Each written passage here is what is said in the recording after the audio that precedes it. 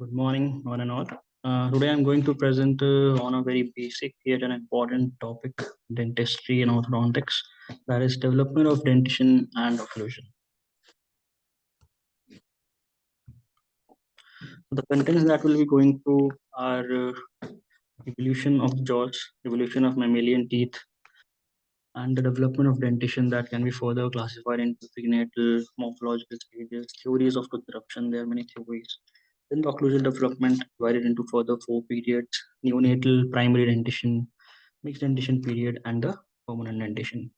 The keys of normal occlusion will be discussed and types of occlusion. So this will all be covered in this webinar. So to start with, the formation of teeth, development of dentition, and growth of craniofacial complex are closely related in the prenatal as well as postnatal development period.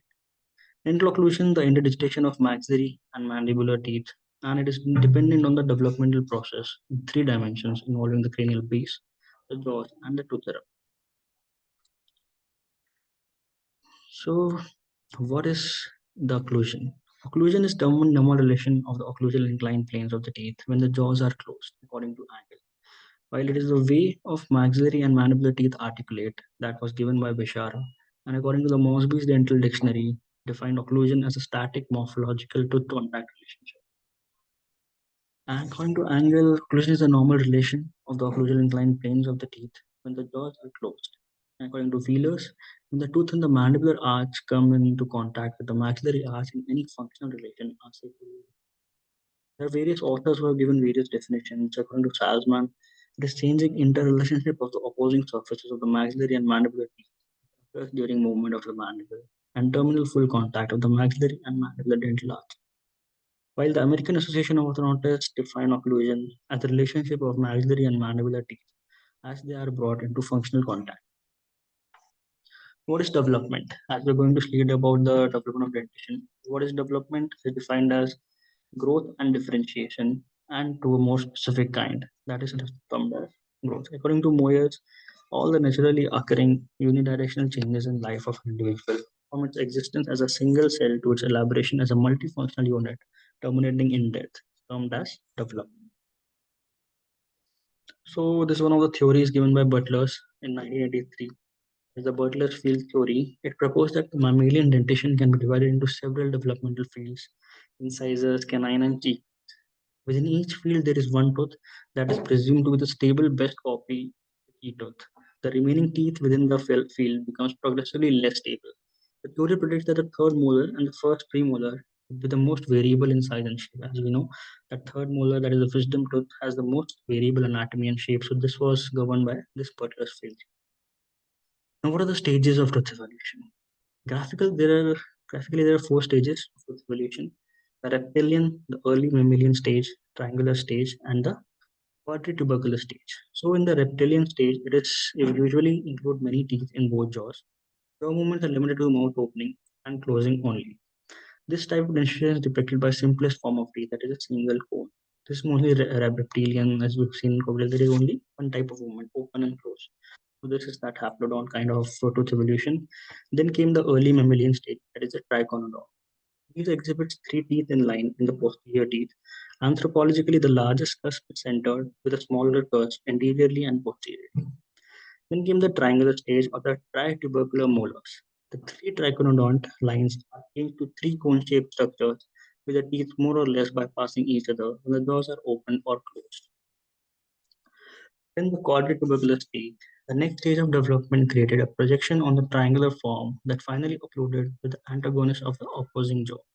During this time, this figure D depicts the quadritubercular stage. During this time, as an accommodation to change in tooth form and anatomy, the articulation of jaws changed accordingly. This was the evolution of the size and shape of the teeth. Now, evolution of the socket or attachment of teeth that has also been evolved over a period of time or a period of millennia years. So they have been classified into four: fibrous, hinged, ankylosed, and gomphosed. Seen in man, mammalian, reptiles, and in some fishes. Examples saw fish, and prestige. In man, mammal, and crocodile, a membrane exists between the tooth, that is the alveolar dental membrane, between the tooth and the socket of the bone in which the tooth is situated. Our field exists today due to excellent remodeling capacity of the PDL. that has a major role in orthodontic treatment. As we all know, there's often under possibilities taking place in the alveolar bone in the gum forceps type of attachment. So this picture depicts, we'll be going through in the detail. It depicts the stages of teeth, the bud, the cap, the bell stage, and the HERS, the Hertwig's epithelial root sheet formation. We'll be discussing all of them in a bit detail. So according to Barnett, he classified into 5 stages. The first stage being 3 years, that is the primary dentition. Second stage, 6 years to the eruption of first permanent molars.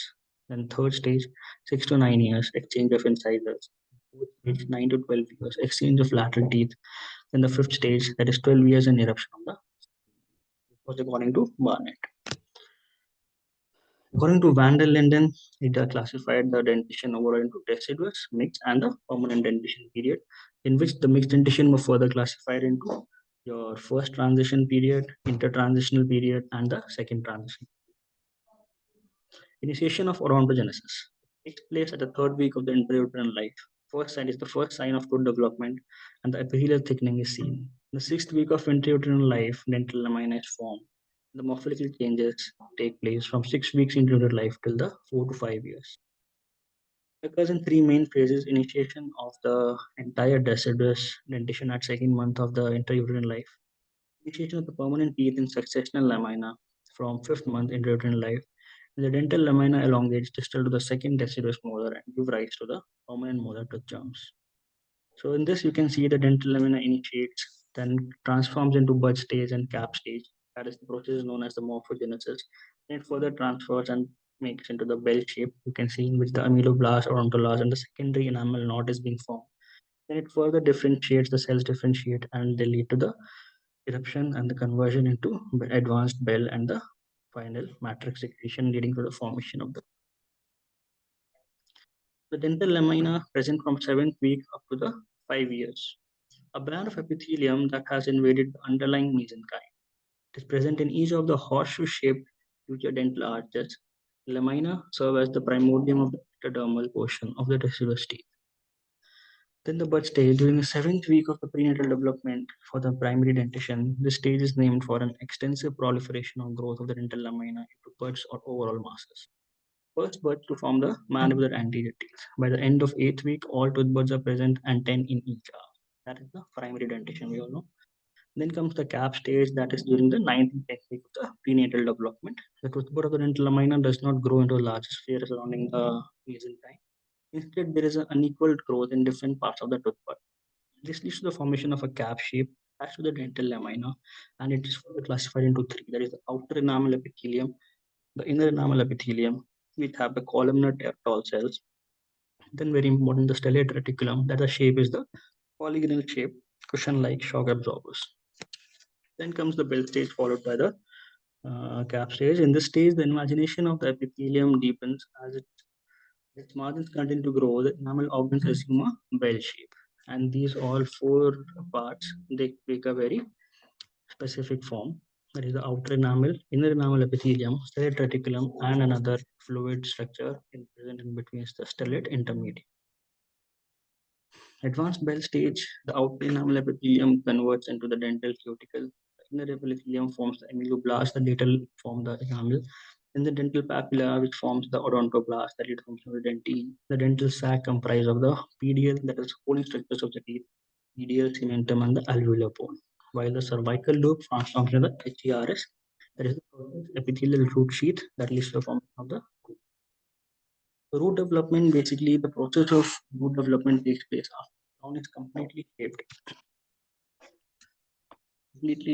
Crown is completely shaped. The structure responsible for the root development is the cervical loop. It is the most cervical portion of the enamel organ, a bilayer rim that consists only of the outer enamel epithelium and the inner enamel epithelium. Cementum and pulp formation. The cementogenesis in the root area occurs upon degradation of the Hertwig epithelial root sheath. The degradation allows contact of the dental sac cells with the dentine surface, induces the formation of cementoblast cells. The cementoblast cover the root dentine and undergo cementogenesis, laying down the cementoid. The region of contact between the cementum and dentine is the DCG, that is DCJ, that is the dentino-cemental junction. While the cementum is forming, the central cells of the dental papilla form the pulp. Coming to the PDL, the surrounding tissue of the tooth also develop as the crown and root form. Mesenchyme of the dental sac condenses to form the periodontal ligament, forms adjacent to the new cementum. Ends of these fibers insert into the outer layer of cementum and surrounding alveolar bone. The cells of the disintegrating Hertwig root sheath develop into discrete island of epithelial cells, becoming the epithelial rests of Alas. They can be identified in the periodontal ligament and are responsible for the development of radicular cysts. Why teeth form various crown shapes? What is the story behind this? So there are two dominant hypotheses being given. One is the field model and the clone model. According to the field model, the component of particular type of teeth, such as incisors, are localized in one area and dissipate rapidly in the different parts of the mouth. While the clone model suggests that epithelium programs a group of ectomesenchymal cells to generate a teeth of particular shape. This group of cells called as the clone causing a tooth bud to form. What are the various theories of tooth eruption? First theory is the cushion hammock theory, proposed by Harry Fisher. This theory assumes that the ligament below the tooth is responsible for the eruption. However, the ligament described by Fisher was an artifact and slight fluctuation. Then the root formation theory assumes that proliferating root encounters a fixed structure. The apically directed force is converted into a reactive occlusal force that causes coronal movement of the erupting tooth. The drawbacks of this theory were that rootless teeth can erupt. Some teeth erupt greater distance from the total root length, while the teeth erupt after completion of root formation or when the tissue forming is or the root is removed. Another theory, vascular pressure or the blood vessel thrust, or also called as the hydrostatic pressure theory, it suggests that a local increase in the tissue fluid pressure in the periapical region is sufficient to move the tooth. Supporting points for the theory were that several studies that confirmed tooth eruption after local injection of vasodilators, whereas injection of vasoconstrictor caused the decrease in the rate of eruption. Debatable that root and local vasculature excision does not prevent tooth eruption. All theories have some other amount of like supporting facts and the opposing fact. So another theory, bone remodeling theory, it suggests that the bone resorption occurs coronally and the apposition occurs apically. The dental follicle is the source of odontoblasts and osteoclasts. Recently, the molecular basis of tooth eruption supports bone remodeling theory, as it confirms that mutation of the parathyroid hormone receptors, that the PTH1R gene, is correlated with the disturbances in the bone remodeling and leads to primary feature of eruption. Then the dental follicle theory. The follicular theory postulates the dental follicle is capable of inducing bone resorption above the developing crown and bone deposition below it. The coronal aspect of the dental follicle regulates the osteoclastogenesis, and the basal aspect of the dental follicle regulates the osteogenesis. There is the bone formation. Coming to the occlusal development, it can be divided into the following development periods: neonatal period, the primary dentition period, mixed dentition period, and the permanent dentition period. So the neonatal period, which lasts up to 6 months after birth, you can see the gum pads are present in the newly born. These gum pads in the maxilla have distinct features. There is a gingival groove. You can see in this picture. Dental groove, will quickly discuss the points and we will look at the pictures. Gingival groove, it separates the gum pad from the palate. Gingival groove, you can see. Then we have the dental groove, divided the pad into labiobuccal and the lingual portion. While the lateral circus, the groove between the canine and first molar region. This is the lateral circus and also lateral circus. While the transverse groove is that the gum pad soon gets segmented by a groove called transverse groove, and each segmented in a developing tooth. These are the transverse grooves. This divides the formation of each. These are the lateral circle, the dental groove, gingival groove, and this is the mandibular arch. So mandible, the lower gum pad is U-shaped and rectangular, characterized by the same features: the gingival groove, the dental groove, lateral sulcus, and the transverse. Now coming to the relationship of the gum pads, anterior open bite is seen at rest with contact only at the molar region, complete overjet, classic pattern with the gum pad being more prominent. Mandibular lateral sulci lie posterior to the maxillary lateral sulci. So this is a form of a class of features are present in the newborns. Mandibular functional movements are mainly vertical and to a little extent anteroposterior. Lateral movements are absent. Simpson and Cheung found that only 2% of all neonates have an anterior open bite gum-pad relationship. They also reported that oral habits had a definite influence on the infantile gum-pad, resulting in a significant increase in the incidence of anterior open bite relationships by the age of 4 months. Mandible is distal to maxilla, 2.7 mm in males and 2.5 mm in females, according to Silman JH 1938. Well, the range of variation of the distal relationship is from 0 to 7 millimeters, according to Silman. Coming to the size of the gum pads, determined by four factors by Layton: the maturity status of the infant at birth, the size of the infant by birth weight, the size of developing primary teeth, and the genetic factors. Also, precociously erupted primary teeth that may be present at birth are natal teeth, while that erupt in within 30 days of birth are known as neonatal teeth. Incidence of natal teeth is 1 in 1,000, while neonatal is 1 in 30,000. 85% that teeth erupt is the mandibular incisors, while in 11% cases it is the maxillary incisor. The etiology behind that has been the superficial positioning of the tooth dome, increased rate of eruption due to febrile incidence, hormonal simulation, hereditary syndrome, some which are associated with this natal and neonatal condition may be Rickerfit syndrome, Hallerman-Streiff syndrome, or conrectodermal dysplasia. Complications that may come with the natal and neonatal teeth are the breastfeeding. It may be harmful for the mother, aspiration, and trauma. Now, predentate period, correcting anomalies are there in the predentate period. That is the retrograde mandible that will definitely grow as the child continues to grow. Anterior open bite that are present in the eruption of primary incisors, that it is eliminated by that, and this anterior open bite helps in the suckling reflex that is child. Then the infantile swallowing pattern, that also when the patient or otherwise the child grows, this infantile swallowing pattern converts into the mature swallowing pattern. The deciduous dentition period can be studied under development of primary teeth, development of the primary occlusion, can be divided into calcification time and eruption time. Then the primary can be divided into species, the terminal plane relationship we have, and the relation of the anterior teeth. So sequence of eruptions, this is a formula for primary teeth. We can remember A, B, D, C, E, A, B, D, C, E. Okay. Incisors erupt at calcification takes place at 14 weeks.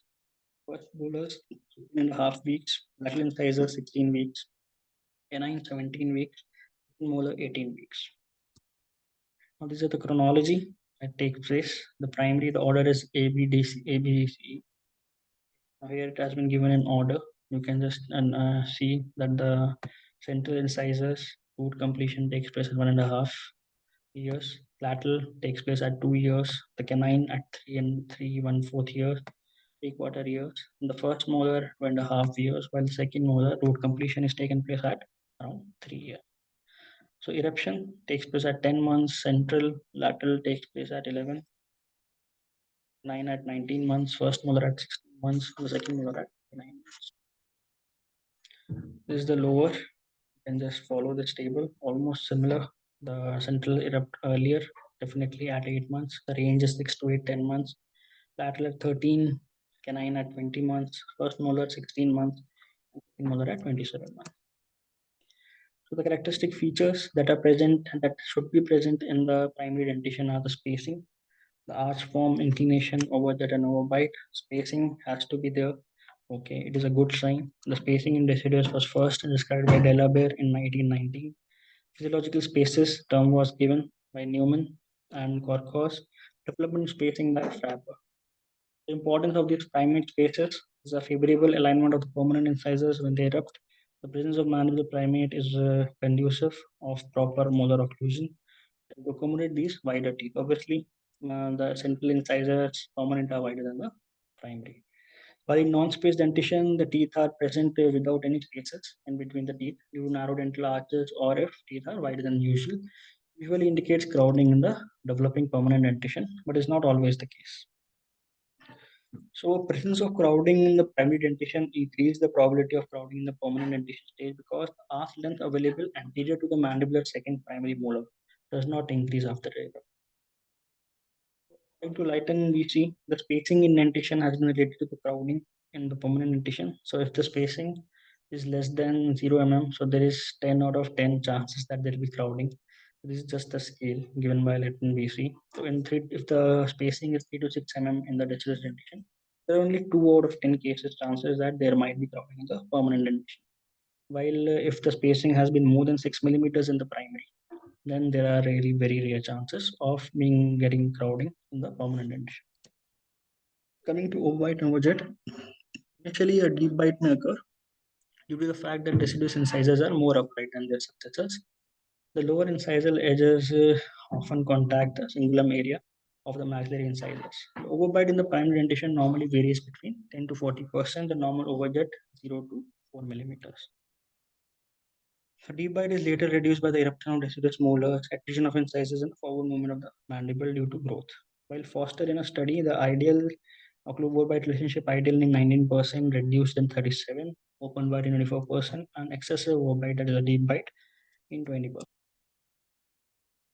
Coming to development of molar relationship, the cone funnel system, the parietal cusp of the maxillary first molar is taken as the cone, while the crater in the mandible is taken as the funnel. So that is the ideal relationship, the cone funnel. So no transition is needed. There are three planes: the flush terminal plane, the distal step, and the mesial step. We'll be discussing now. This is the first one is the flush terminal plane. This is the distal step. This is the mesial step. In flush terminal plane, they are most favorable relationship to guide the permanent molars in class 1. 74% chances are there. While the first permanent molar normally achieves that class 1 relationship either by the early mesial shift or by the late mesial shift. When the molar moves into the space after the exfoliation of the deciduous molar. Then in mesial step, they are favorable to guide permanent molars in a class 1 relationship. While distal step, there are 10% chances that it will guide into the class 2 molar relation. Coming to canine relationship, can be classified as class 1 and class 2.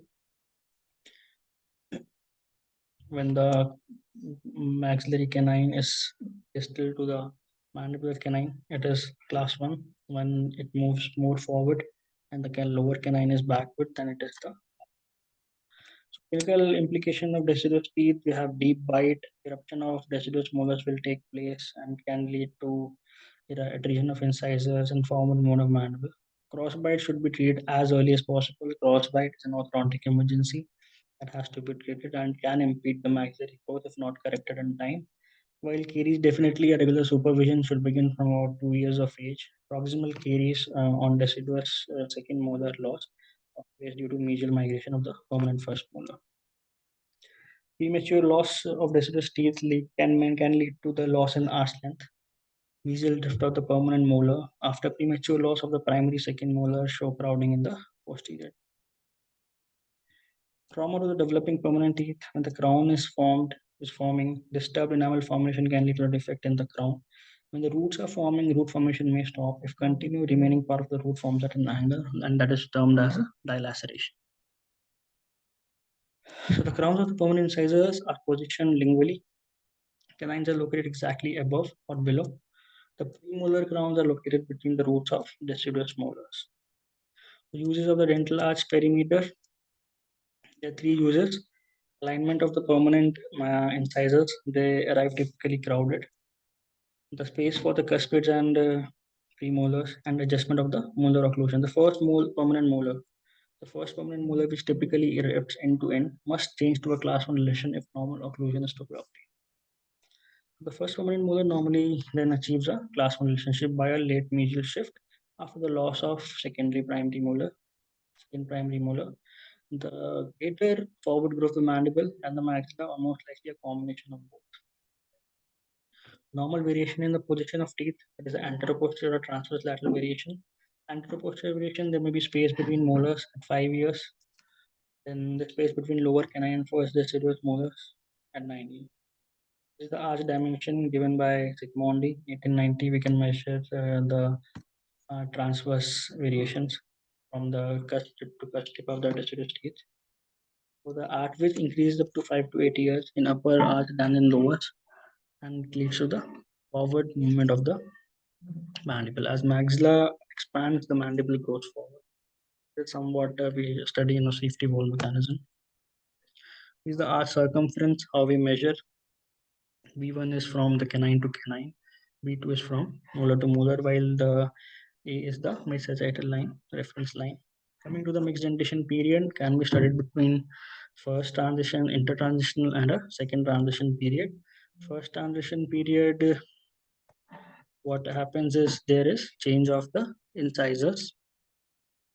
While emergence of the first permanent molar takes place, as there is exfoliation of the deciduous molar, then there is flush terminal plane, as we already discussed, can lead to early mesial shift or the late mesial shift. The first permanent molar achieves that by either early, when it is exfoliated earlier and the permanent molar moves in mesially. When there is from the class one, when the already there is a flush terminal plane and the premolar and the deciduous molar exfoliates, and then when the molar comes into the class one, it is a late mesial shift. So this is the basically what we already studied or already went through, that influence of the terminal plane position. The step mostly leads to class 2. Flush terminal plane can lead to end-on or a class 1 molar relation, while the mesial step relation in the primary dentition may lead to class 1 molar relation as well as a class 3 molar relation.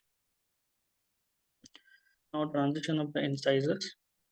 So there is something called as incisal liability. Incisal liability is basically the mesoristal width of the permanent and the difference between the mesoristal width of the permanent and the primary incisors.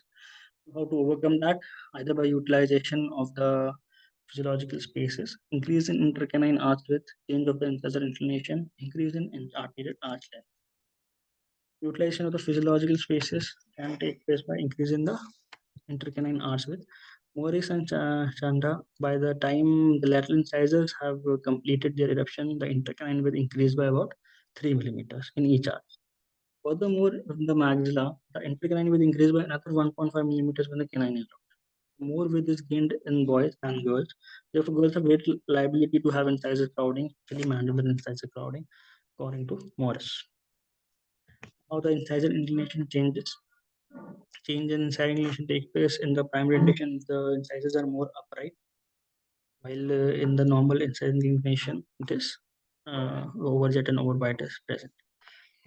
Increase in anterior arch length takes place 1.3 millimeters in the maxilla and 1.3 millimeters in the mandible. This is the intertransitional period. As you can see, the lip forces also play a major role, and the tongue forces. This is all the neutral or the vaccinator mechanism that takes place to maintain the ideal arch length. So in the intertransitional period, there is eruption of the central and the lateral incisors. They take place, replace the primary incisor.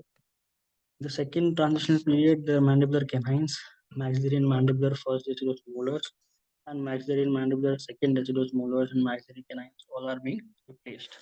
You can see in this diagram, in place of this, there are eruption of the permanent teeth. Order of exchange in maxillary, see there is sequences 4, 5, and 3. There's the premolar and followed by the canine, while in the mandibular, there is a canine followed by the premolar. It takes around 1.5 years to complete this. What is the leavage space of Nance? Tried by Nance in 1947. In the maxillary, the amount present is 0.9 millimeter per segment, and mandible 1.7 millimeter per segment.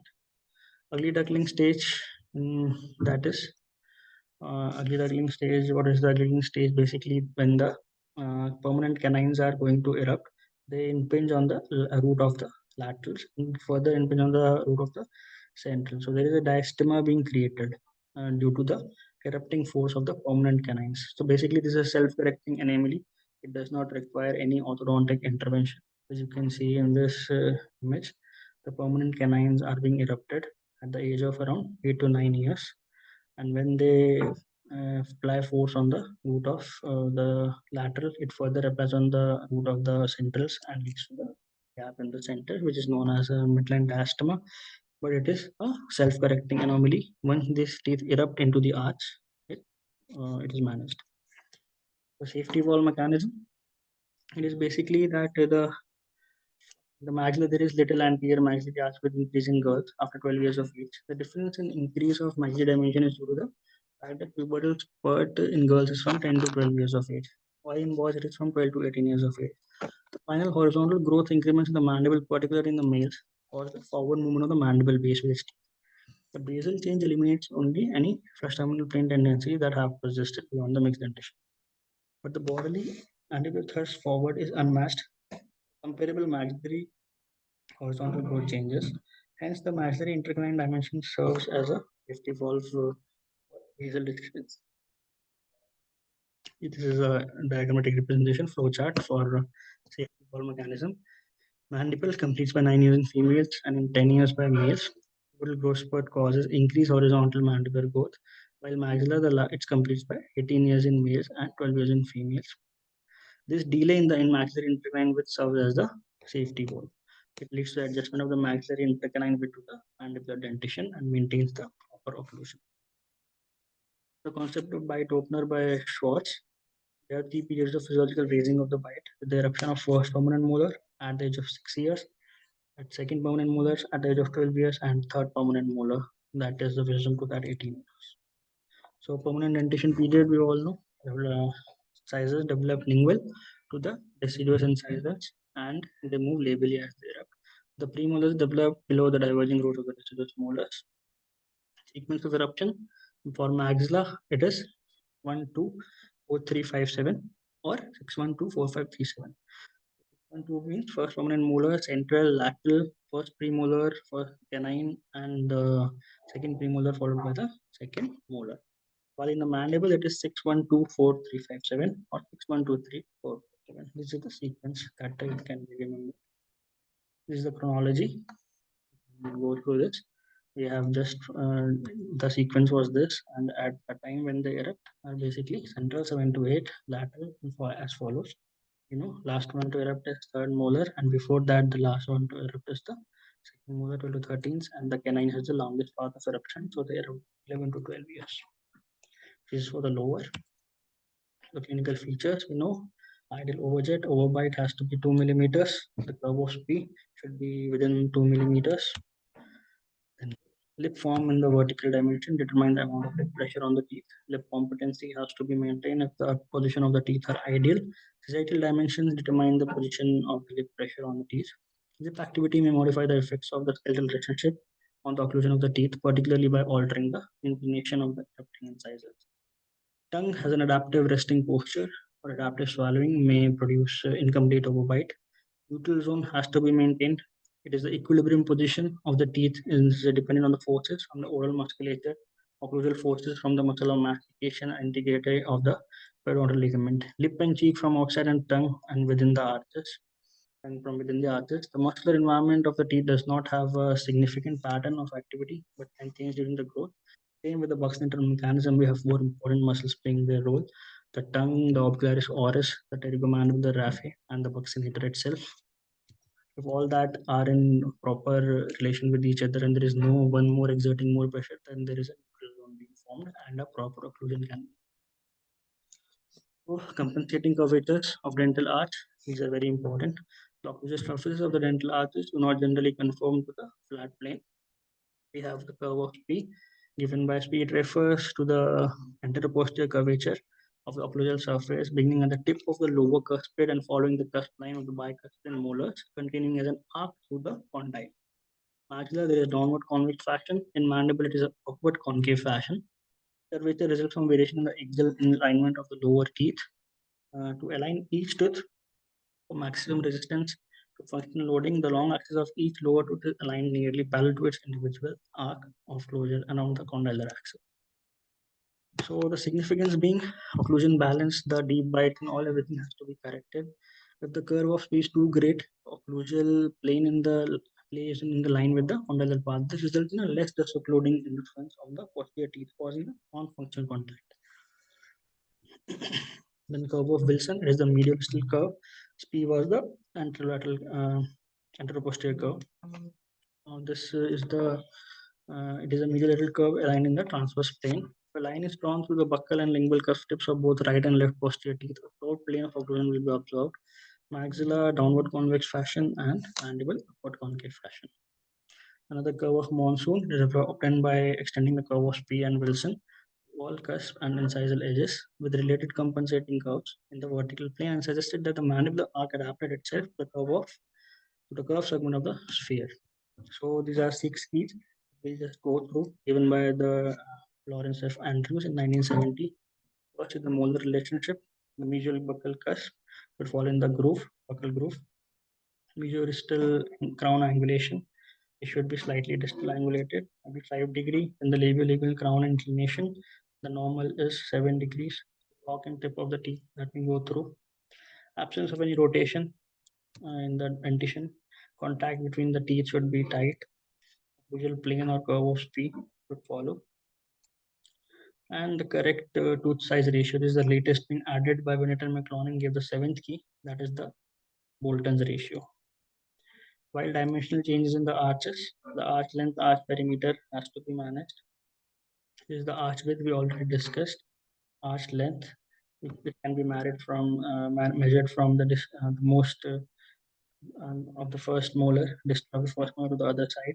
The arch length from the center, from the midline, joining the two molars horizontally, that is transversely. The circumference, arch perimeter, all this, the caries, part of the caries analysis, which in maxillary as it is termed as the arch perimeter analysis. These were all the summarizing the self-correcting anomalies that take place in the gum pad in the gum pad stage, that is the retrographic mandible, anterior open bite, and then fat and swallow. In dentition, there are three self-correcting anomalies, that is anterior deep bite, straight terminal plane, and the primary spacing. And in the mixed dentition, mandibular anti-crowding is resolved earlier the stage is a self-correcting anomaly and the end-on relation. While in permanent dentition, overjet and overbite can be managed after the eruption and the facial eruption of the other teeth. The concept of occlusion. In the ideal occlusion, preconceived theoretical concept of occlusion, structural and functional relationship that includes idealized principles and characteristics that an occlusion should have. Morphological occlusion based on the relationship of cusp and groove, that is the mesiobuccal cusp of the maxillary first molar fitting in the buccal groove of the mandibular first molar. It is concerned with the relation between the maxillary and mandibular teeth in retruded position and the intercusp. Then what is balanced occlusion? An occlusion which is balanced and equal contacts are maintained throughout the entire arch, while in functional occlusion is really provided highest efficiency during all excursive movements of mandible, and which is without pain and remain in state of health. Well, therapeutic occlusion and occlusion that has been modified by appropriate therapeutic modalities in order to change a non-physiological occlusion to one that is at least physiological, if not. Centric occlusion, that is the maximal intercuspation, habitual closure, vary considerably during life of an individual, while centriculation is the in which the mandible in relation to the maxilla irrespective of the tooth contact, that is basically at rest. These are the differences. Relation is a bone-to-bone relation, while centric occlusion is a teeth-to-teeth relation. Centric relation is independent of any tooth contact. The freeway space is present as there is obviously gap. Condyles are in the most anterior unrestrained position, the glenoid fossa, while in secondary occlusion, the freeway space is absent. This is the maximum intercuspation. Anything other than this is the eccentric, or it can be divided into functional and non-functional occlusion. Functional can be lateral functional and progressive functional, can be canine guided and group guided functional occlusion. Canine guided, when we move the teeth laterally, there is guide at the canine, while in the group function, the whole complement of the posterior teeth guide along with each other. Protrusive functional, there is incisal guidance we present when we advance the mandible, the contact is at their incisors, while posteriors do not make contact. The anterior teeth protect the posterior teeth by providing for a plane of guidance during excursion, thus allowing the cusp of the posterior teeth to disocclude rather than strike one another during the lateral protrusive. Non-functional occlusion, they are tooth contacts at a segment away from which that mandible moves, while mutually protect occlusion and occlusion scheme in which an anterior teeth protect the posterior teeth and vice versa. Some development disturbances that take place during this development dentition period, we'll just quickly go through all of them. Disturbance in size, microdontia and macrodontia can be too generalized, relative generalized, and localized. Macrodontia always same classification. Development and disturbance of number, anodontia and supernumerary teeth, complete anodontia, partial anodontia, hypodontia, oligodontia when less than 6 teeth are missing. Supernumerary teeth present, mesiodents, and another extra tooth is present, paramolar, distomolar. Mesiodents can be further classified, single, impacted, paired, inverted, paramolar, distomolars, clinical photos. So disturbance in the shape can be fusion, all these we can go through, we'll see the images. Fusion, when the roots are two, crowns are two. In gemination, the roots are fused and the crowns are two. This is an example of gemination. Ectodermal dysplasia, it is usually associated with the syndrome, dermal dysplasia, in which hair loss is also there and multiple teeth are missing. Example of ectodermal dysplasia patient. Autism increased bulk of the tooth depends on the types. It is associated with Down syndrome and Klinefelter syndrome. Hypo, meso, and hypodontia. Talen's curse. Associated syndromes are Rubinstein-Tybee, Ellis-Von Creville syndrome, Sturge-Weaver syndrome. Talen's curse, this is present inside the teeth, eagle-like structure. So Leong's curse, dense invaginators. The lingual pit extension, accessory percusp and pulp extension is present before calcification. Concrescence when the cementums gets fused. Enamel pulp. There are various anatomical disturbances, the developmental disturbances that may appear on the teeth. Dilacerations when there is problem in the root formation, which become dilacerated. So developmental disturbances in the structure of teeth are emergences imperfecta, also known as hereditary enamel dysplasia, brown enamel, brown opalescent teeth are present. So they're classified into hypoplastic, hypomethylation, hypocalcified, hypoplastic and abdominal enamelization imperfecta, hypomaturative enamelization imperfecta. Enamel is normal in form on eruption, but white to brownish color, softer than normal. Enamel is soft and tends to chip from underlying dentin. The density is similar to dentin. When the hypocalcified, the enamel matrix is laid down appropriately, but no significant mineralization occurs. Enamel is orange yellow eruption and consists of poorly calcified matrix. These are the basically treatment modalities that we can use in all these things we can do. Go for tapping, go for orthodontic treatment, and basically veneering. All these things have come in just camouflage or mask these disturbances. And dentition is imperfecta, also known as hereditary opalescent dentine, due to clinical discoloration of teeth. It can be divided into three types. Type 2 is the hereditary opalescent dentine. Type 3 is the Bradywine type. Same treatment modalities, orthodontic treatment, interdisciplinary polycarbonate crowns can be given, and the camouflage treatment and the masking of these problems can be done. Multidisciplinary approach, orthodontic treatment with plastic braces and ceramic braces and can be done. And dentine dysplasia, that is the rootless teeth. Dentine dysplasia that can be divided into type 1 and type 2, radicular and coronal type.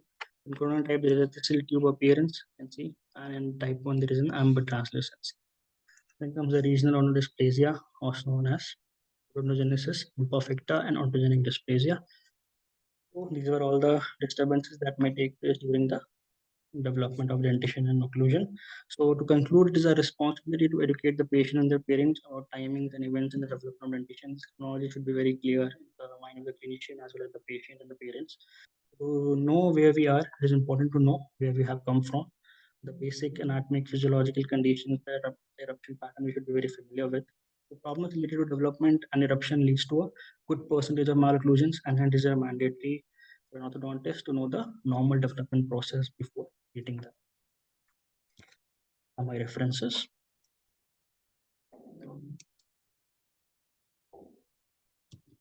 Thank you so much.